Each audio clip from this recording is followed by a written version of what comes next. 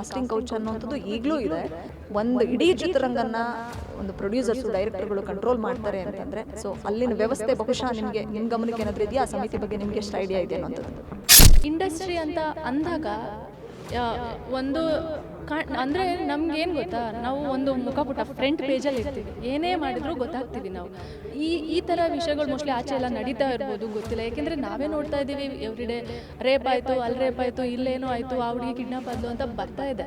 ಅಂದರೆ ಸಿನಿಮಾ ಬಿಟ್ಟು ಆಚೆ ತುಂಬ ನಡೀತಿದೆ. ಬಟ್ ಸಿನಿಮಾ ಅಂದ ತಕ್ಷಣ ಏನಾಗುತ್ತೆ, ಎಲ್ಲರ ಕಣ್ಣು ಬೇಗ ಹೋಗ್ಬಿಡುತ್ತೆ. ಮಲಯಾಳಂ ಚಿತ್ರರಂಗದಲ್ಲಿ ಒಂದು ಹೇಮಾ ಸಮಿತಿ ಒಂದು ವರದಿನ ರಿಲೀಸ್ ಮಾಡಿರ್ತಕ್ಕಂಥದ್ದು 2017ರಲ್ಲಿ ಒಬ್ಬ ನಟಿ ಮೇಲೆ, ಸೊ ಎಲ್ಲ ಅಂದರೆ ಒಬ್ಬ ಸ್ಟಾರ್ ನಟನ ಸಹಚರರು ಮಾಡಿದಂಥ ಒಂದು ಏನು ಅತ್ಯಾಚಾರದ ಕೇಸ್ ಏನಿದೆಯಲ್ಲ, ಸೊ ಈಗ ಸಮಿತಿ ಒಂದು ರಿಲೀಸ್ ಮಾಡಿದ್ದಾರೆ, ಬಂದಿದೆ ಒಂದು ಸಮಿತಿ, ಒಂದು ಕಮಿಟಿ ರಚನೆ ಮಾಡಿದ್ರು. ಸೊ ಅದರಲ್ಲಿ ಏನು ಹೇಳ್ತಿದ್ದಾರೆ ಅಂತಂದರೆ, ಮಲಯಾಳಂ ಚಿತ್ರರಂಗದಲ್ಲಿ ಈ ಕಾಸ್ಟಿಂಗ್ ಕೌಚ್ ಅನ್ನುವಂಥದ್ದು ಈಗಲೂ ಇದೆ. ಸೊ ಯಾರೂ ಕೂಡ ಅಲ್ಲಿ ಇಡೀ ಚಿತ್ರರಂಗನ ಕಂಟ್ರೋಲ್ ಮಾಡ್ತಿರ್ತಕ್ಕಂಥದ್ದಕ್ಕೆ ಕೆಲವು ಸ್ಟಾರ್ಗಳು, ಅಂದರೆ ದೊಡ್ಡ ದೊಡ್ಡ ಸೂಪರ್ ಸ್ಟಾರ್ಗಳು, ಪ್ರೊಡ್ಯೂಸರ್ಸ್ಗಳು, ಡೈರೆಕ್ಟರ್ಗಳು, ಅವರೆಲ್ಲರೂ ಕೂಡ ಇಡೀ ಚಿತ್ರರಂಗನ ಕಂಟ್ರೋಲ್ ಮಾಡ್ತಿದ್ದಾರೆ ಅನ್ನುವಂಥದ್ದು ಆ ಸಮಿತಿ ವರದಿಯಲ್ಲಿ ಹೊರಗೆ ಬಂದಿರತಕ್ಕಂಥ ಮಾಹಿತಿ. ಸೊ ಒಂದು ಇಡೀ ಚಿತ್ರರಂಗನ ಒಂದು ಪ್ರೊಡ್ಯೂಸರ್ಸು ಡೈರೆಕ್ಟರ್ಗಳು ಕಂಟ್ರೋಲ್ ಮಾಡ್ತಾರೆ ಅಂತಂದರೆ, ಸೊ ಅಲ್ಲಿನ ವ್ಯವಸ್ಥೆ ಬಹುಶಃ ನಿಮ್ಮ ಗಮನಕ್ಕೆ ಏನಾದರೂ ಇದೆಯಾ? ಆ ಸಮಿತಿ ಬಗ್ಗೆ ನಿಮಗೆ ಎಷ್ಟು ಐಡಿಯಾ ಇದೆ ಅನ್ನೋಂಥದ್ದು? ಇಲ್ಲ, ನಂಗೆ ಅಷ್ಟೊಂದು ಐಡಿಯಾ ಇಲ್ಲ. ಏಕೆಂದರೆ ನಾನು ಕನ್ನಡ ಇಂಡಸ್ಟ್ರಿನಲ್ಲೇ ಇದ್ದೀನಿ, ಆಚೆ ಯಾವ ಇಂಡಸ್ಟ್ರಿಗೂ ಹೋಗ್ದಲ್ಲೇ ಇರೋ ಕಾರಣ ನಂಗೆ ಅದ್ರ ಬಗ್ಗೆ ಐಡಿಯಾ ಅಷ್ಟೊಂದಿಲ್ಲ. ಬಟ್ ನಮ್ಮ ಕನ್ನಡ ಇಂಡಸ್ಟ್ರಿನಲ್ಲಿ ಹೇಳಬೇಕು ಅಂದರೆ, ಇಂಡಸ್ಟ್ರಿ ಅಂತ ಅಂದಾಗ ಒಂದು ಅಂದರೆ ನಮಗೇನು ಗೊತ್ತಾ, ನಾವು ಒಂದು ಮುಖಪುಟ ಫ್ರಂಟ್ ಪೇಜಲ್ಲಿ ಇರ್ತೀವಿ, ಏನೇ ಮಾಡಿದರೂ ಗೊತ್ತಾಗ್ತೀವಿ ನಾವು.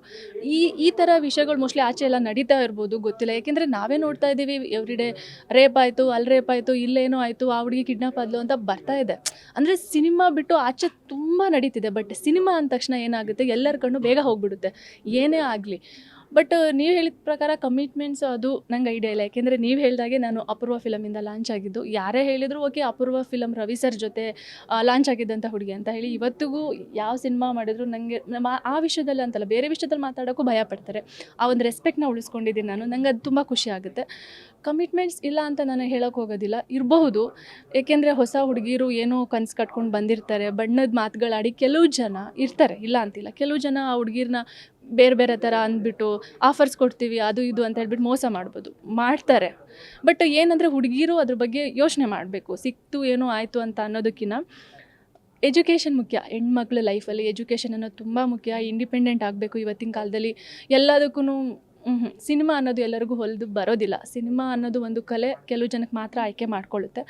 ಆ ಒಂದು ಕಾರಣಕ್ಕೆ ಎಷ್ಟು ದಿನ ಇರ್ತೀವಿ ನಾವು ಇಂಡಸ್ಟ್ರಿನಲ್ಲಿ? ಒಂದು 5 ವರ್ಷ, 6 ವರ್ಷ, ಹಬ್ಬ ಅಂದರೆ ಒಂದು 10 ವರ್ಷ. ಅದು ಮದುವೆ ಆಗಿ ಒಂದು ಒಳ್ಳೆ ಫೇಮ್ ಇದ್ದರೆ. ಅದರ್ವೈಸ್ ಎಲ್ಲರೂ ಕೂಡ ಹ್ಯೂಮನ್ ಬೀಯಿಂಗು, ಎಲ್ಲ ಬೇರೆ ಹೇಗಿರ್ತೀವೋ ಹಾಗೆ ನಾವು ಕೂಡ ಇರ್ತೀವಿ. ಸೊ ಅದಕ್ಕೋಸ್ಕರ ಲೈಫ್ ಹಾಳು ಮಾಡ್ಕೊಳ್ಳೋದು ಬೇಡ. ನಮಗೆ ಅಂತ ಒಂದು ಫ್ಯಾಮಿಲಿ ಇದೆ, ಮದುವೆ ಆದಮೇಲೆ ಇನ್ನೊಂದು ಫ್ಯಾಮಿಲಿ ಇದೆ. ಸೊ ಅದನ್ನು ನೋಡಿಕೊಂಡು ಸಿನಿಮಾಗಳನ್ನ ಮಾಡೋಣ. ಸೊ ಆ ಥರ ಹೇಳೋಕ್ಕೆ ಇಷ್ಟಪಡ್ತೀನಿ. ಅಂದರೆ ಈ ಅವಕಾಶ ಕೊಡೋ ನೆಪದಲ್ಲಿ ಹೆಣ್ಣುಮಕ್ಕಳನ್ನು ಉಪಯೋಗಿಸ್ಕೊಳ್ಳುವಂಥದ್ದು ಬರೀ ಈ ಸಿನಿಮಾ ರಂಗ ಮಾತ್ರ ಅಲ್ಲ, ಎಲ್ಲ ಕ್ಷೇತ್ರಗಳಲ್ಲೂ ಇದೆ ಅನ್ನುವಂಥದ್ದು ಮೇಲ್ನೋಟಕ್ಕೆಲ್ಲ ಎಲ್ರಿಗೂ ಗೊತ್ತಿರತಕ್ಕಂಥ ವಿಚಾರ. ಸೊ ಈ ಥರದ ಅವಕಾಶಗಳನ್ನ ಕೊಡ್ತೀವಿ ಅನ್ನೋ ವಿಚಾರದಲ್ಲಿ ಬಲೆಗೆ ಬೀಳಿಸ್ಕೊಳ್ಳುವಂಥ ಕೆಲವರಿಗೆ ಏನು ಹೇಳ್ತಾರೆ ಅಪೂರ್ವ, ಮತ್ತು ಹೆಣ್ಮಕ್ಳು ಎಷ್ಟು ಎಚ್ಚರವಾಗಿರಬೇಕಾಗತ್ತೆ, ಅದು ನಾಯಕಿಯರಿರಲಿ ಯಾರೇ ಇರಲಿ ಅನ್ನುವಂಥದ್ದು?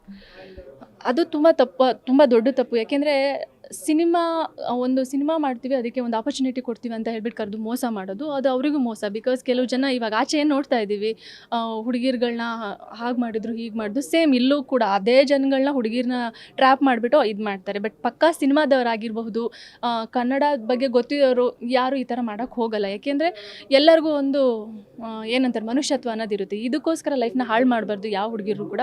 ಹುಡುಗಿರು ಅಷ್ಟೇ, ಆಗಲೇ ಹೇಳ್ದಂಗೆ ಏನೋ ಒಂದು ಸಿಕ್ತು ಅಂತ ಹೇಳ್ಬಿಟ್ಟು ಲೈಫ್ ಹಾಳು ಮಾಡ್ಕೋಬೇಡಿ. ತುಂಬ ದೊಡ್ಡ ಜೀವನ ಇದೆ. ಆಚೆ ನೋಡ್ತಾ ಇದ್ದೀವಿ, ಇವಾಗ ನೈಟ್ ಆದರೆ ಆಚೆ ಹೋಗೋಕೆ ಹೆಣ್ಮಕ್ಳು ಹೆದರ್ತಾರೆ. ಇದಲ್ದೇ ಬೇರೆ ಕಡೆನೂ ಕೂಡ ಎಲ್ಲೆಲ್ಲೆಲ್ಲ ಏನೇನೆಲ್ಲ ನೋಡ್ತಾ ಇದ್ದೀವಿ, ರೇಪ್ ಆಯಿತು, ಅದಾಯಿತು. ಸೇಫ್ಟಿ ಮುಖ್ಯ. ಸೊ ನಮ್ಮ ಒಂದು ಇದರಲ್ಲಿ ನಾವು ಇರೋಣ. ನಾವು ಕರೆಕ್ಟಾಗಿದ್ದರೆ ಯಾರು ಏನೂ ಮಾಡೋಕ್ಕಾಗಲ್ಲ. ಕಮಿಟ್ಮೆಂಟ್ಸು ಏನೇ ಆಗಿದ್ರು ನಾವು ನಮ್ಮ ಕಂಟ್ರೋಲಲ್ಲಿ ನಾವು ಇದೆಯಾ ಅಂದರೆ ಯಾರು ಏನು ಮಾಡೋಕ್ಕೆ ಸಾಧ್ಯ ಅಲ್ವಾ? ಯಾರು ಏನೂ ಮಾಡೋಕ್ಕೆ ಸಾಧ್ಯ ಇಲ್ಲ. ನಮ್ಮ ಕಂಟ್ರೋಲ್ ಇರುತ್ತೆ. ಇವಾಗ ಹೋಗೋ ದಾರಿನಲ್ಲಿ ಏನಂತಾರೆ, ಅಲ್ಲಿ ಕಲ್ಲು ಮುಳ್ಳು ಎಲ್ಲ ಇರುತ್ತೆ. ಹಂಗಂತ ಹೇಳ್ಬಿಟ್ಟು ಅದನ್ನು ಚುಚ್ಚಿಸ್ಕೊಂಡು ಹೋಗೋದಿಲ್ಲ. ಚಪ್ಪಲಿ ಇರುತ್ತೆ, ಹಾಕ್ಕೊಂಡು ಹೋಗಬೇಕು ಅಷ್ಟೇ.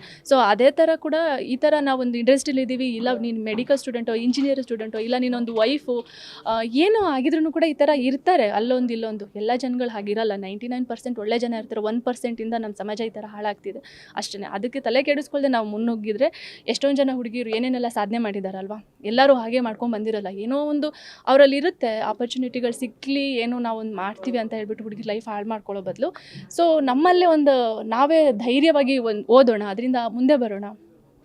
ಮೇಡಮ್, ಮಲಯಾಳಂ ಚಿತ್ರರಂಗದ ಬಗ್ಗೆ ನಿಮ್ಗೆ ಎಷ್ಟು ಗೊತ್ತು? ಯಾರ ಜೊತೆಗಾದರೂ ಆ್ಯಕ್ಟ್ ಮಾಡಬೇಕು ಅಲ್ಲಿನ ಸ್ಟಾರ್ಗಳ ಜೊತೆ ಅನ್ನುವಂಥ ಕನಸು ಏನಾದರೂ ಕಟ್ಕೊಂಡಿದ್ದೀರಾ ಅಥವಾ ಹೇಗೆ? ಅಥವಾ ಡೈರೆಕ್ಟ್ರಲ್ಲಿ ಆ್ಯಸ್ ಅ ಪ್ರೊಡ್ಯೂಸರ್ಸ್ ಒಂದು ಪ್ರೊಡಕ್ಷನ್ ಅಂತಂದರೆ ಈ ಪ್ರೊಡಕ್ಷನ್ ಜೊತೆ ನಾನು ವರ್ಕ್ ಮಾಡಬೇಕು ಅನ್ನೋಂಥ ಕನಸಿರುತ್ತೆ, ಆ ಥರದ್ದು ಏನಾದರೂ ಇದೆಯಾ ಅಪ್ಪುಗೆ ಅಂತ? ಇಲ್ಲ, ಸದ್ಯಕ್ಕೆ ಇಲ್ಲ ಮೇಡಮ್. ಯಾಕೆಂದರೆ ನನ್ನ ಕನ್ನಡದಲ್ಲೇ ಆಫರ್ಸ್ಗಳಿದೆ. ನಂಗೆ ಯಾವ ಇಂಡಸ್ಟ್ರಿ ಬಗ್ಗೆನೂ ಅಷ್ಟೊಂದು ಯೋಚನೆ ಮಾಡಿಲ್ಲ. ಆಫರ್ಸ್ಗಳು ಬರ್ತಿದೆ, ಬಟ್ ಮನೇಲಿ ಡಿಸಿಷನ್ ತಗೊಳ್ಳೋದ್ರಿಂದ ಸೊ ಐಡಿಯಾ ಇಲ್ಲ.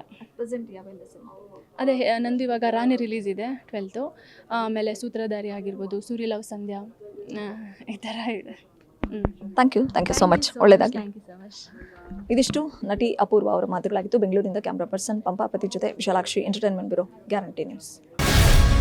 ಗ್ಯಾರಂಟಿ ನ್ಯೂಸ್, ಸುದ್ದಿ ಖಚಿತ, ನ್ಯಾಯ ನಿಶ್ಚಿತ.